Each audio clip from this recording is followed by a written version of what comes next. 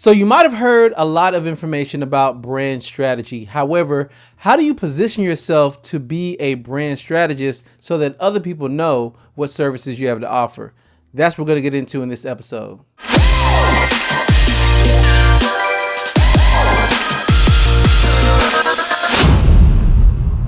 What's up to all my freelancers, designers, and creatives? This is Nathan. Welcome to another episode of Freelance Jumpstart, where we bridge the gap between creativity and business. In this episode, we are specifically still talking about strategy.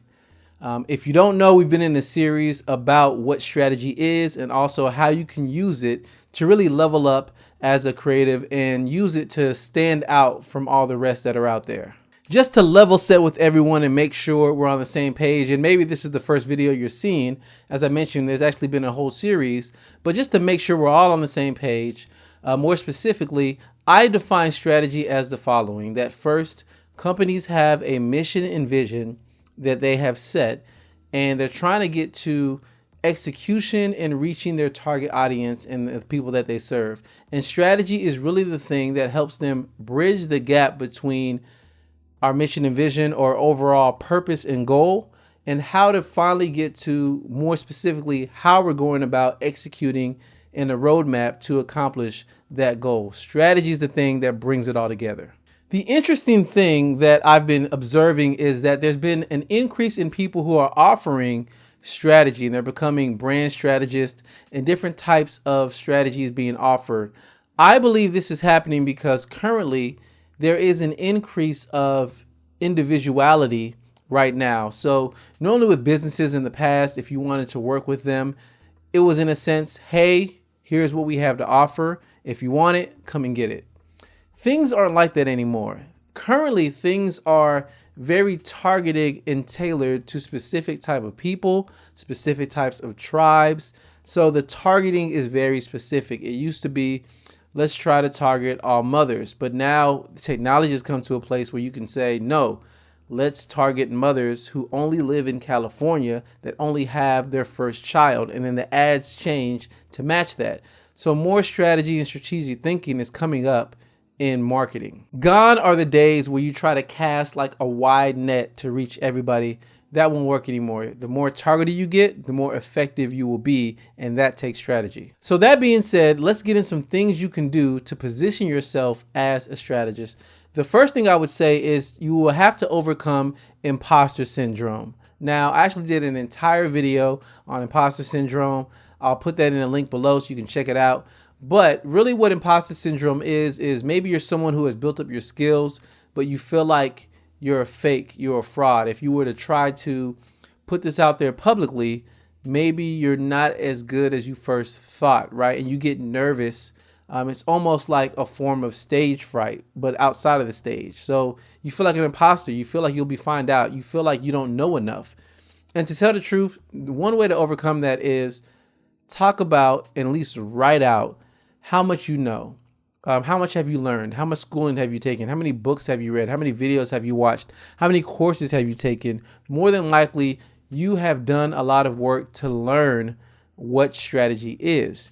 And you have to think about the fact that you have all this knowledge and your client may not have that same level of knowledge. Therefore, they're coming to you as an expert. So you can overcome imposter syndrome. I'll put a link for more information, but that is something you will have to overcome. The second thing I'll say is if you want to position yourself as a brand strategist, you will have to teach everything that you know. Or in other words, you will have to release regular content on branding, about branding, whether you're talking about something that your company has done, your consulting has offered, or maybe you're examining another brand and you're calling out the value that's there. You're going to have to do this because it's important for you to show your own thought leadership that you are an expert. So the more you can write about, whether it's a blog post, whether you start a podcast, maybe you want to become authority in branding, start a branding podcast. And there's many other things you can do. You can do a guest post. You can go on podcasts. You can even go to and examine other websites and see what have these companies done in the news and break down, their branding and use it for content, whether it's on YouTube, Instagram, LinkedIn, which is a great place to talk about how much you know in your skills so other people who may hire you can see it. You're going to have to start teaching. You're not teaching to get 50,000 followers on Instagram or to get 1 million views on YouTube. You're teaching to show that you have expertise. You don't need everybody in the world to see it. You only need your potential clients to see that you're knowledgeable. The third thing I will say is you will want to use case studies. Now, I also did another video about how to write a case study, so I'll put that in the link below and you can also check that out. But when I say case studies, I really mean walking someone through your proven process that gets results. So you're breaking down what the overall problem was. You talk about how you approached that problem and found out more information, how you went about making certain decisions that led you to a solution that was the result or the overall goal of what someone was trying to get to. So start with someone's goal, walk them through your process and get to the result, and talk about what you did uniquely as a brand strategist to accomplish that. So here's the thing. Maybe you're thinking, well, I don't have enough case studies to write on my own. That's actually okay. You can do a breakdown of a case study for something else that you see out there. So maybe there's a popular Fortune 500 company and you like their marketing campaign. A good site to go to is adage.com or really adage.com. You can go there. They break down different marketing campaigns and you can weigh in and take that material and create your own case study and break down why it worked. Or you can, in a sense, put a remix on it. Break down whatever it is that they did, but talk about how you would have made it better and how your process would have yielded a similar result or a better result. So whether it be a case study you use for yourself on a previous client, I would say that's the best. But if you don't have that available, then I would say it actually is okay to break down something else and just show you have knowledge and expertise and could have done similar work. The fourth thing I would say you can do to position yourself as a brand strategist is, in a sense, change your competition and change your market. It's easy to say, hey, I'm a brand strategist, and then try to compete with everybody else that's out there. No, you need a targeted focus. So find the people that need brand strategy the most. More than likely, this might be small to mid businesses. This could even be startups, right? Startups that have been funded, but they really don't have a full fleshed out brand yet and they need help.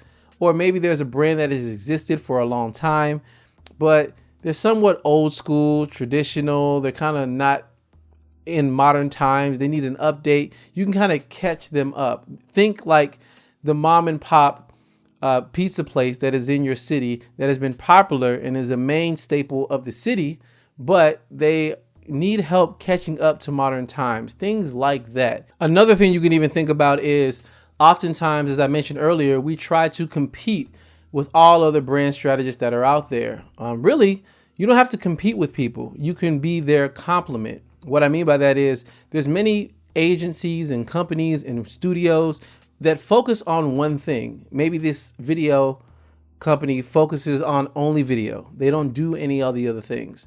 You can come in and be a brand strategist if their clients need help with that, and you can partner together with them to get that done. I've done that with many other people. They've had a design company and their goal is specifically to do design, but they said, hey, we're looking for somebody to do brand strategy. So then I come in, handle brand strategy, make sure that's all laid out for them, and then I hand that off to them so that they don't have to worry about it and they just move forward with whatever it is that they need to do for the design. But my part in the brand strategy was done and taken care of. So you can look to partner with other people or pretty much just go where people need brand strategy the most. A lot of times at startups, people that need a modern update. Companies will refresh their brand ever so often. So maybe it's been some years and they need a refresh, or just partner with other people who are already getting work, but they need your brand strategy. And the last thing that I'll say sounds like an oxymoron, but it's true. Don't offer brand strategy at all. Here's what I mean by this. So you're asking yourself, how do I position myself as a brand strategist? Now, unfortunately, some people don't know they actually need brand strategy. Therefore, maybe you get them on something else. For me, for example, a lot of times people come to me for digital marketing or web design. And in the midst of talking about web design and digital marketing and different things of that nature, it's pretty clear they don't have a defined brand or a refined brand. They haven't really done the work. So I say, this process would be easier if you already had your brand mapped out. You should go through strategy first. Then it will make everything that we're trying to do with your digital marketing or your website a lot easier. And once we do brand strategy, your marketing, whether you work with me or not, is way easier to handle in the future. So in a sense, maybe you offer a primary service of whatever your passion is. And when people come to you, you say, before we work together, you have to go through strategy. You force them, in a sense, to go through strategy so that they can get to the real end goal of what they want. That will be that much more better when strategy is included. This is a tough thing, but this is real because, as I mentioned, it's very frustrating to work with a client and you ask them certain questions. Okay, so the website, what are your colors? Okay, what do you want it to say? How should the copywriting be written? What is the tone? What is the voice? Like, who are you trying to target? We're trying to choose photos for the website. Who or what type of photos should I choose? Is it a hipster or is it an older couple? See, those are the things that could easily be answered if a brand strategy was laid out. So again, in that case, you don't position yourself as a brand strategist. You position yourself as whatever it is you want to be, and then you force the client to do strategy if they want to work with you. Now, here's the thing. I said a lot of things in this video, and you might be asking yourself, though Nathan gave me examples and he was practical, I really want to go deeper into a lot of things that Nathan said. So I actually have some book recommendations you can check out. There is a book called The Business of Expertise by David C. Baker. This is a great book. It talks about positioning yourself as a strategist, how to go about that, deep into positioning and making sure that you're a unique choice in comparison to many other people that are out there. This is a great book. I'll put a link to the book also in the description, but this is a good one to check out. And another book is really anything written by Marty Neumeier, but I would say you can start with this one. It's called The Brand Gap. So really, he talks about what branding is and really breaks it down and makes it simple. He references many companies that exist right now, like Harley Davidson, Nike, and he just kind of, through examples and breaking down complex things and making them easy, does a great job of explaining what branding is. So reading this over and over, and he has other books. I'll put those links down below, but he has other books. Check this out, because as you read this over and over, it'll just become a part of your thinking and you'll be a better brand strategist. So that's another thing to consider and another thing to think about. Thank you for taking the time to check out this episode. I greatly appreciate it. If you like anything I had to say, give this video a thumbs up. And if you really liked anything I had to say, hit that subscribe button. Really, subscribing lets me know that the content I'm putting out is helping out the audience. So I know there's many people who watch videos that are not subscribed because I can see it in my YouTube analytics. So go ahead and hit that subscribe button. Help out your boy. Let me, rise in the ranks of subscribers, and hit the bell icon so you can be notified of any new updates. This whole video was put together because of a question. Somebody asked a question in the comments and I wanted to expand on the answer, so I made a video. That means actually listen to what my audience has to say. Well, if that being said, thank you once again, and remember, you are valuable. Catch you in the next video.